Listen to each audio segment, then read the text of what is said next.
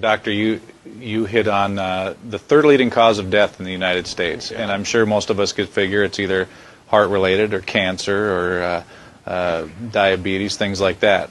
Can you clue us into what that is and why? Yeah, okay, and thank you for asking that, because this is the 10,000-pound gorilla in the room that nobody's talking about. The third leading cause of death, as published in the Journal of the American Medical Association, is MD-directed treatments. This means you go to a medical doctor, an MD. He gives you a treatment and you die from it. According to the United States Department of Health and Human Services, 15,000 Medicare patients a month are killed by MD treatment. And nobody goes to jail. A handful of terrorists fly 2 planes into the Twin Towers. 3,500 people die and we go to war. But 15,000 people a month are killed by medical doctor treatments, and we don't bat an eyelash. This is because we have been, I don't want to say brainwashed, that's not the correct term, but we have been, for the last 100 years, kind of led into this false belief. You know, I think it was Marcus Welby that started it, that the medical doctor is king and knows everything about everything. And really, you need to just shut up and follow your medical doctor's advice. Most people in the United States have no idea at all of the history of the evolution of medicine in the United States. In the early 1900s, it was a relatively level playing field between the chiropractors, the osteopaths, the homeopaths, and the MDs. In 1915, 1920, there was something called the Flexner Report.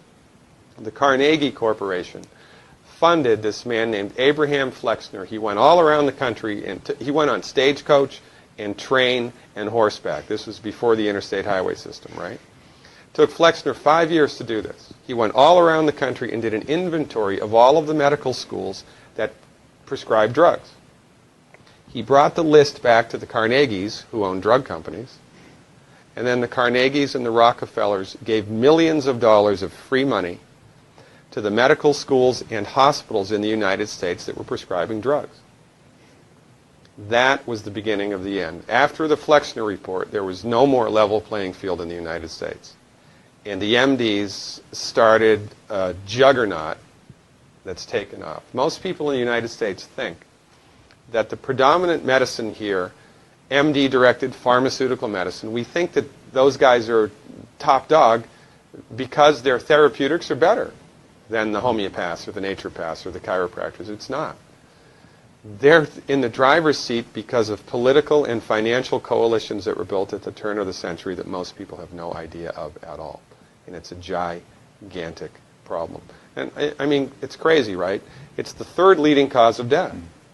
And yet, when the government makes noise about messing with people's insurance, everybody freaks out. And that's a whole other thing to talk about, isn't it? Because what is medical insurance? When you buy medical insurance, what are you doing? You're betting that you're going to get so sick you will not be able to afford it. Right? Yeah. Right.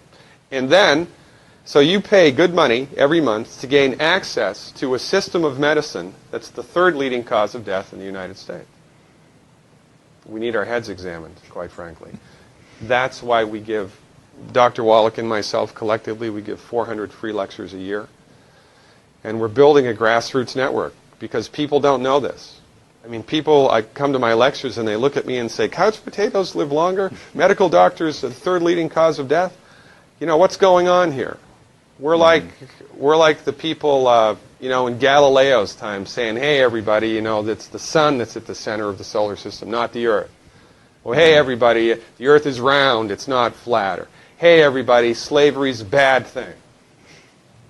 Right? This is we have a social agenda here. Why do we have a social agenda? Because people are suffering needlessly.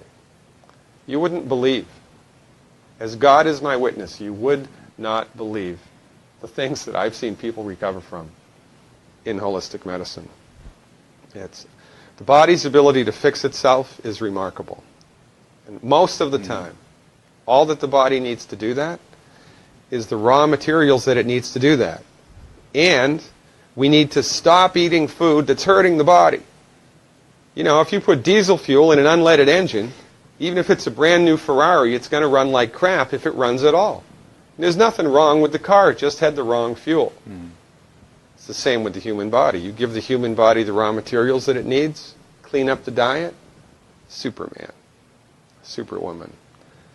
And you know, if you don't get to super status, then at least your blood pressure normalizes, at least your arthritis goes away, at least your anxiety and panic attacks go away, and you can sleep through the night.